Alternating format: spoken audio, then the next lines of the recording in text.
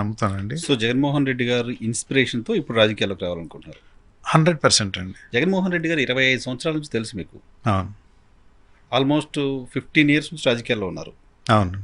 ఇప్పుడు ఎప్పుడు ఇన్స్పైర్ చేయని జగన్మోహన్ రెడ్డి 2021లో ఎందుకు ఇన్స్పైర్ చేశాడు మిమ్మల్ని? అంటే వారు నాకు బేసిక్గా అండి వారి మీద నాకు వ్యక్తిగతంగా తెలియడం వల్ల మన మిత్రుల మీద ఎలా ప్రేమ ఉంటుందో వారి పట్ల నాకు ప్రేమ ఉంది. నేను మొదటి నుంచి కూడా వారిని వ్యక్తిగతంగా కలిసేవారిని. రాజకీయాల పట్ల నాకు పెద్ద మక్కువ లేకపోయినా వారు గొప్ప గొప్ప పొజిషన్లోకి రావాలని, వారు ముఖ్యమంత్రి కావాలని ఎదురు చూసిన వ్యక్తుల్లో నేను కూడా ప్రథముడిని చెప్పొచ్చు. అయితే నాకు ప్రత్యక్ష రాజకీయాల పట్ల నేనేమి పెద్ద ప్రవేశించాలని ఎప్పుడు అనుకోలేదు. నేను రాంబాబు గారికి హెల్ప్ఫుల్గా ఉండేవాడిని, ఇంకా హెల్ప్ఫుల్గా ఉండేవాడిని. వారు మొట్టమొదటిసారి జలదీక్ష మన కృష్ణా నదిలో పెట్టినప్పుడు కూడా నేను దగ్గరుండి మొదటిసారిగా ఆ కార్యక్రమాల్లో పాలు పంచుకున్నాను, ఇన్ఫ్రాస్ట్రక్చర్ కార్యక్రమాలు. తర్వాత వృత్తిరీత్యా నేను వ్యాపారం ఉండటం వల్ల ఏదో నా పని నేను చేసుకుంటాను. అయితే నాకు కొద్దిగా ఆర్థిక స్థిరత్వం వచ్చిన తర్వాత గత 3 సంవత్సరాల నుంచి కూడా వారు చేస్తున్న కార్యక్రమాలకి చేదోడు వాదోడుగా మనం కూడా ఎంతో కొంత సంక్షేమం చేయాలి. ఒకటి, మా తండ్రి గారు ఆ రోజున ఆ గ్రామంలో ఇప్పటికీ అంబటివారిలో మొట్టమొదటి చదువుకుని ఆ గ్రామం నుంచి బయటకు వచ్చిన వారు మా ఫాదర్. ఆ తర్వాత సుమారుగా 50 సంవత్సరాల పాటు గ్రాడ్యుయేషన్ చదివిన వాళ్ళు కూడా అంబటి వాళ్ళు ఎవరూ లేరు. ఆ రోజున వారికి మామగారు సంక్షేమం దొరకటం వల్ల వారు అడ్వకేట్ అయ్యి రేపల్లో ప్రాక్టీస్ పెట్టడం వల్ల ఆయనకున్న 2 కొడుకుల్లో ఒక ఆయన రాష్ట్రంలో మంత్రి స్థాయికి ఎదిగారు. అదేవిధంగా నేను కూడా ఒక మంచి వ్యాపారం చేసుకుంటూ ఇప్పుడు రాజకీయాల్లోకి రావాలనేటువంటి యాంబిషన్ రావడానికి ప్రధానంగా మా తండ్రి గారు చదువుకోవడం. సో అలా చదువు ఆ రోజున వారికి బ్యాక్ సపోర్ట్ లేకుండా ఏదో ఆ కాలంలో ఆయన పెళ్లి చేసుకుని మామగారు సపోర్ట్. ఇప్పుడు జగన్మోహన్ రెడ్డి గారు ప్రతి పిల్లవాడిని, అంటే నేను out of emotion I'm telling you అండి, వారిద్దరూ భార్యాభర్తలు కూర్చుని వారి బిడ్డల గురించి ఎలా ఆలోచిస్తున్నారు ముఖ్యమంత్రి గారు శ్రీమతి. అంటే ఒక పుస్తకం పెన్ను ఇస్తే ఎడ్యుకేషన్ అవ్వదండి, ఫీజులు చూడాలి. అదేవిధంగా వారి తల్లిదండ్రులకి సంబంధించినటువంటి రైతులైతే వారికి రైతు సబ్సిడీకి సంబంధించినటువంటి రైతు భరోసా ఇవ్వాలి. వాళ్ళని స్థిరత్వంగా ఆర్థికంగా దెబ్బతినుకోకుండా ఉంటేనంటే మళ్ళీ ఏదైనా గుడి జబ్బు వచ్చిందనుకోండి, వాళ్ళ ఆపరేషన్కి పోతే మళ్ళీ ఎకరం అమ్మాలి. వాళ్ళని స్టేబుల్గా ఉంచడం ఆ కుటుంబాన్ని. మళ్ళీ ఈ పిల్లవాడికి స్కూల్ ఫీజు లేకోకుండా యూనిఫామ్ అని, షూ అని, మంచి స్కూల్ అని, టీచర్లని, ఇంగ్లీష్ మీడియం అన్నిటినీ టేక్ కేర్ చేయాలి. మీరు నాకు విచిత్రంగా ఉంటుందండి, నేను మామూలుపల్లిలో ఒక స్కూల్కి వెళ్ళినప్పుడు అంటే నేను అన్నది ఏంటంటే ముఖ్యమంత్రి గారి భార్య కూర్చుని వారి బిడ్డల్ని ఎలా చూసుకుంటారు చిన్నప్పుడు అంటే ప్రోటీన్ ఫుడ్ ఇవ్వాలి, రాగి జావ ఇవ్వాలి అనేది ఒకటి. 2, నెలకు ఒకసారి వచ్చి ఎన్ఎంఎస్ వచ్చి నులిపురుగు పడుకోకుండా పిల్లలకి ట్యాబ్లెట్స్ను అలాంటివి ఇచ్చి వెళ్తున్నారు. అంటే నేను అనేది ఏంటంటే ఒక వృక్షం బ్రహ్మాండంగా పెరగాలంటే దానికి నీరు వేయడమే కాకుండా ఏ టైంలో ఏది వాడాలో ఎరువు అలా వాడినట్టు పిల్లల్ని కూడా శారీరకంగా రెసిస్టెన్స్ పవర్ ఉండేటట్టు పెరగడానికి కావాల్సిన ఆహారాన్ని ఇవ్వడం, ఆర్థిక వెసులుబాటు ఫీజులు రీయింబర్స్ చేయటం, అదేవిధంగా మంచి యూనిఫామ్ ఇవ్వడం, ఇవన్నీ చేయడం వల్లే పిల్లలు చదువుకునే అవకాశం ఉంది. కనుక వారు టోటల్గా వారి బిడ్డల మీద ఎలా కాన్సన్ట్రేట్ చేస్తున్నారో రాష్ట్రంలో ఉన్నటువంటి పిల్లల మీద, విద్యార్థుల మీద అంత కాన్సన్ట్రేట్ చేస్తున్నారు కనుక దీని ఫలితాలు రాబోయే రోజుల్లో ఉంటాయని నేను నమ్ముతున్నానండి. దానికి చేదోడు వాదోడుగా నేను కూడా కొన్ని కార్యక్రమాలు చేయాలని బజరంగ్ ఫౌండేషన్ పేరు మీద బజరంగ్ నేత్రజ్యోతి అనేది ఒకటి. నేను మీ కార్యక్రమాలకు వస్తా. సో జగన్మోహన్ రెడ్డి గారు చేస్తున్న ఈ కార్యక్రమాలు ఇన్స్పైర్ చేసి ఇప్పుడు మీరు రాజకీయాల్లోకి రావాలి అనుకుంటారు. సో రాజకీయాల్లోకి రావాలనుకున్నప్పుడు వై పొన్నూరు? అంటే నేను ఇప్పుడు గుంటూరులో స్థిరపడ్డానండి. ఒకటి, పొన్నూరు నా నేటివ్ ప్లేస్ అంటే మామిళ్ళపల్లిలో 500 సంవత్సరాల క్రితం అంబటి ఆశారాయుడనే మా పూర్వీకుడు ప్రతిష్ఠ చేసినటువంటి పెద్దేటమ్మ తల్లి కాలగర్భంలో కలిసిపోతున్న సమయంలో నేను ఆ పెద్దేటమ్మ తల్లిని పునఃప్రతిష్ఠ చేసి అక్కడ ఒక భవనాన్ని నిర్మించుకుని ఆ గ్రామంలోనే ఒకరోజు గుంటూరులో ఉంటే ఒకరోజు గ్రామంలో ఉండేటట్టుగా నడుస్తూ ఉంది. గ్రామస్తులతో బాగా మమేకమయ్యాను. మామిళ్ళపల్లి గ్రామం ఒకవేళ నేను రాజకీయాల్లో అవకాశం లభిస్తే 1 సైడెడ్ అవటంలో ఏమాత్రం అనుమానం లేదు. ఆ గ్రామంలో అంత సాధించాను కనుక ఆ నియోజకవర్గం మీద ఒక పట్టు అంటే ఈ సంక్షేమ కార్యక్రమాల వల్ల ఒక పట్టు వచ్చిందని భావిస్తున్నాను కనుక అక్కడి నుంచి పోటీ చేస్తే బాగుంటుందని నేను అనుకుంటున్నానండి. ఏదో ఒక జ్యూరిస్డిక్షన్ ఎత్తుకోవాలి 175 నియోజకవర్గాల్లో ఏదో ఒక జ్యూరిస్డిక్షన్ ఎత్తుకోవాలి కాబట్టి out of emotion I selected that అండి. అంతకు మించి వేరే ప్రత్యేక పుట్టిన ప్లేస్ మీ నాన్నగారు పుట్టిన మా నాన్నగారు పుట్టిన మీ పూర్వీకులందరూ ఉన్న ప్లేస్. అంతే కదండి. ఇప్పుడు మా తండ్రి గారు పోయినప్పుడు మా తల్లిగారు పోయినప్పుడు ఈ మామలపల్లిలో ఉండే నెల్లుట్ల గోత్రానికి సంబంధించిన అంబటి వారు వస్తేనే కన్నడం జరుగుతుంది. రేపు నేనైనా నా సోదరులైనా ఎవరైనా ఏ కార్యక్రమంలో వాళ్ళు రావాల్సిన అవసరం ఉంది కాబట్టి నేటివ్ ప్లేస్ మీద ఒక మమకారం ఉంది. నేను ఇప్పుడు ఇంత వ్యయానికి శ్రమకి వ్యయ ప్రయాసాలకు వచ్చేసినటువంటి అన్ని కార్యక్రమాలు నా ప్రాంతానికి నేను చేసుకున్నాను ఒక తృప్తి ఉంది.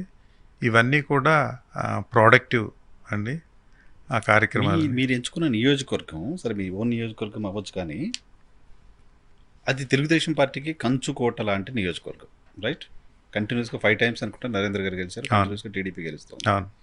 151 seats వైఎస్ఆర్ కాంగ్రెస్ పార్టీ గెలిచిన రోజుల్లో ఆ నియోజకవర్గంలో వైసీపీ 1000 ఓట్లతో గెలిచింది. సో అంత వేవ్లోనే కష్టంగా బయటపడింది. సో ఇప్పుడు తెలుగుదేశం జనసేన మేము అధికారంలోకి వచ్చేస్తామనే ఇంప్రెషన్లో ఉన్నారు. ఇప్పుడు గెలవడం అంత ఈజీ ఖచ్చితంగా కాదు వైఎస్ఆర్ కాంగ్రెస్ పార్టీ. మీకు ఎలా సాధ్యం అనుకుంటున్నారు? నేను మొదటిగా కాన్ఫిడెంట్గా చెప్పగలిగింది ఒకటండి, జగన్మోహన్ రెడ్డి గారు ముఖ్యమంత్రి అయిన తర్వాత జగన్మోహన్ రెడ్డి గారి ముఖ్యమంత్రి కాకముందు ఉండే రాజకీయాల్లో తీవ్రమైన వ్యత్యాసం వచ్చింది. Dimensions are totally changed. ఈ సంక్షేమ ఆంధ్రప్రదేశ్లో వారి రోలు వారి బలము రేపు ఎన్నికల్లో తేలబోతుంది. అంటే నేను చెప్పాల్సినది ఒక్క పొన్నూరు కాదండి, మీరు ఏ నియోజకవర్గంలో అయినా ఈ డౌన్ ట్రాడన్ పీపుల్ వారు ఇంప్లిమెంట్ చేసిన స్కీమ్స్ వాటి ప్రభావం ఎన్నికల్లో ఎవరినైనా ఓడగొట్టే శక్తి ఉందండి. అయితే ఏం లేదు, ఈ స్కీమ్లో ఉన్నటువంటి ప్రభుత్వ స్కీములు ఎక్కడైతే ఇంప్లిమెంట్ అయినాయో సామాన్య ప్రజానీకానికి చేరినాయో అక్కడ వారు పెట్టిన టెస్టు గడప గడపకి అని శాసనసభ్యులందరినీ సమన్వయకర్తలందరినీ వెళ్ళి వారు చేసిన కార్యక్రమాలు అక్కడ ప్రజలకి మమేకమై తెలియచేయమని వారు చెప్పారు. వారిలో కొంతమంది బాగా చేసుకోగలిగారు, కొంతమంది చేయకపోయారు. చేయలేని వాళ్ళు అక్కడ చేంజ్ చేసుకుంటూ వారు వెళుతున్నారని నేను అనుకుంటా ఉన్నాను. అందువల్ల వాళ్ళ సంక్షేమ కార్యక్రమాలని మనం జాగ్రత్తగా హ్యాండిల్ చేసుకుంటూ దానికి చంద్రునికో నూలు పోగులాగా మనం కూడా అంతో ఇంతో తోడు చేసి నేను చేస్తున్న సంక్షేమ కార్యక్రమాల్లో ప్రజానీకంలో ఇప్పుడే మమేకమై ఉన్నాను. ఆ విషయాన్ని పెక్కు సర్వేల్లో సూచించిందని నాకున్నటువంటి ఇన్ఫర్మేషన్. సో వైసీపీ గెలవడం అనేది నాట్ ఈవెన్ పొన్నూరు, ఎక్కడైనా గెలవడం ఈజీ. ఎనీ ప్లేస్ క్యాండిడేట్ తోటే ప్రాబ్లం. ఎస్, సబ్జెక్టు క్యాండిడేట్ ఎవరైతే ఉన్నారో సమన్వయకర్త అంటారో లేకపోతే జగన్మోహన్ రెడ్డి గారు నిర్ణయించే అభ్యర్థి, వీరందరూ కూడా కార్యకర్తల ఆత్మగౌరవాన్ని నిలబెట్టుకుంటూ ప్రజానీకంలో వీరు చేసిన కార్యక్రమాలు చెప్పుకుంటూ వీరు కూడా సొంతంగా ఏదన్నా నాలాగా 1-2-3 కార్యక్రమాలు చేసుకుంటూ వెళ్తూ ఉంటే గెలుపు అనేది నల్లేరు మీద బండి నడకని నేను నమ్ముతూ ఉన్నాను. సో అలాంటి కార్యక్రమాలని పొన్నూరు ఎమ్మెల్యేగా ఉన్న ప్రస్తుత వైసీపీ నాయకుడు చేయలేదని నేను అన్నండి. అంటే నేను ఏమంటానంటే ఒక్కొక్క వ్యక్తి ఒక్కొక్క రకంగా ప్రజలు ఆవిష్కరించుకుంటుంటారు. సో నేననేది భారతదేశంలో మనం హెలికాప్టర్లోంచి వెళ్తుంటే అనేక ఎకరాలు కనిపిస్తుంటుంది, అడవులు గిడువులు అన్నీ కనిపిస్తాయి. మనకు ఒక 4 ఎకరాలు కావాలంటే ఫ్రీగా ఎక్కడ దొరకదు. Every inch of the land is very competitive. అట్లాగే పాలిటిక్స్ అనండి, ఉద్యోగం అనండి, ఐఏఎస్ ఎగ్జామినేషన్ అనండి, అన్నీ కాంపిటేటివే. వారు చేసేది వారు చేశారు, చేయలేదంటాను లేదు. ప్రభుత్వ యంత్రాంగాన్ని ఉపయోగించుకుని ప్రభుత్వం తరపున వారు చేయాల్సినవి చేశారు. మరి అందరూ బాగా చేసుంటే జగన్మోహన్ రెడ్డి గారు ఇన్ని మార్పులు ఎందుకు చేశారండి? ఖచ్చితంగా కొంతమంది వెనుకబడి ఉన్నారు. సో నేను ఒక ప్రైవేట్ వ్యక్తిగా జగన్మోహన్ రెడ్డి గారి స్ఫూర్తితోటి మరి బజరంగ్ ఫౌండేషన్ పెట్టుకుని వ్యయ ప్రయాసాలు కోర్చి ఎక్కడ ₹1 ఆశించకుండా నేను ఈ కార్యక్రమాలన్నీ సక్సెస్ఫుల్గా చేశాను అనడానికి ఇటీవల గత సంవత్సరం నుంచి వస్తున్నటువంటి వార్తలే ప్రధానమైనటువంటి ఎవిడెన్స్. సో అట్లా నేను వారికంటే మెరుగ్గా చేశానని నేను అనుకుంటున్నాను. అది వారు నమ్మితే నాకు అవకాశం కల్పించవచ్చు. ఇట్స్ వెరీ కాంపిటేటివ్ అండి. నేను కాంపిటీషన్లో గెయిన్ అవ్వచ్చు. పొన్నూరులో ఎందుకు రోషయ్య వద్దు, ఎందుకు మురళీకృష్ణ గారు కావాలి అనే దానికి మీ దగ్గర ఉన్న బుల్లెట్ ఆన్సర్ ఏంటి? 101% వ్యక్తికి వ్యక్తుల్ని హ్యాండిల్ చేయటంలో there is lot of difference. కార్యకర్తల్ని హ్యాండిల్ చేయడంలో నేను సమర్థుడని నేను నమ్ముతా ఉన్నా. గత అనుభవం నాకు కూడా ఉంది. సత్యనపల్లిలో ఉన్నప్పుడు కూడా కార్యకర్తలను జాగ్రత్తగా హ్యాండిల్ చేశాను. రెండోది, పవర్కి టెంప్ట్ కాకుండా ఉంటే వ్యక్తిగా తేల్తాడని నేను నమ్ముతా ఉన్నా. నా సోదరుడు ఈరోజు రాష్ట్రంలో మంత్రిగా ఉన్నాడు. మామూలు సాదాసీదా పోర్ట్ఫోలియో కాదు, ఇరిగేషన్ మంత్రిగా ఉన్నారు. నాకు ఇన్ఫ్రాస్ట్రక్చర్లో 35 సంవత్సరాల అనుభవం ఉంది. ఈ రాష్ట్రంలో కనీసం నేను ఒక పని చేయటం కాదు, ఒక పని కూడా ఎక్స్పెక్ట్ చేయలేదు. నాకు ఇంకా ఇంతకంటే ఎక్కువ ఏం కావాలంటే శాసనసభ్యుడు అయ్యి నేనేమన్నా ఆర్థికంగా బలపడాలి. మీకు ఎలిజిబిలిటీ ఉంది కావచ్చు, మీరు ఓవర్ ఎలిజిబుల్ కావచ్చు, కానీ రోషయ్య గారికి లేని ఎలిజిబిలిటీ ఏంటి అనేది నా ప్రశ్న. అంటే నేను పర్టికులర్గా ఇంత అని నేను చెప్పడానికి సిద్ధంగా లేను కానండి. ఇప్పుడు 80-88 చోట్ల జగన్మోహన్ రెడ్డి గారు మార్చారు కదా, ఇది మరొకటని నేను భావిస్తున్నా. ఓకే, సో వారు భావిస్తారు, నేను భావిస్తాను. అది వారు బాగా చేయట్లేదని చెప్పాల్సిన అవసరం ఏం లేదు. వారికంటే నేను మెరుగ్గా చేయగలుగుతాను, వారికంటే మెరుగ్గా నేను కొన్ని కార్యక్రమాలు చేయగలిగాను.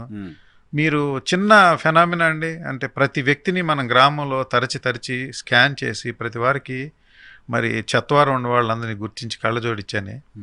మరి హరిజన గిరిజన బడుగు బలహీన నిమ్న జాతి వర్గాలు, పర్టికులర్గా రైతు కూలీలు, వీళ్ళందరినీ అది నేను మంచి కార్యక్రమం చేసి ఉండొచ్చు, నాకు ఎక్కువ మార్కులు పడి ఉండొచ్చు, నన్ను ప్రజానీకం స్పందించి కోరుకుంటున్నారని నేను భావిస్తూ ఉన్నాను. అది సర్వేల్లో ప్రస్ఫుటంగా తేలుతుంది. అన్నిటికీ నేను ఒక్క విషయం అండి, జగన్మోహన్ రెడ్డి గారికి స్పష్టంగా తెలిసే ఉంటుంది ఎవరికి టికెట్ ఇవ్వాలి, ఎవరికి ఇవ్వకూడదు అనేది.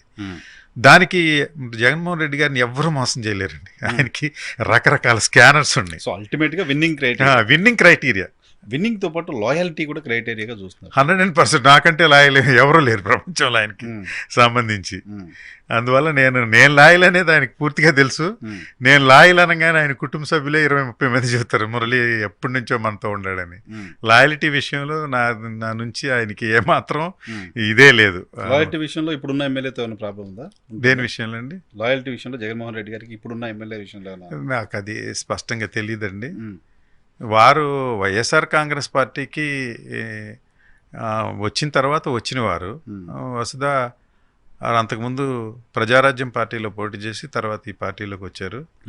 నేను ఎప్పుడూ వారికి 25-30 ఏళ్ళ నుంచి తెలిసిన వ్యక్తిని. అంటే నేను వ్యక్తిగా తెలుసు.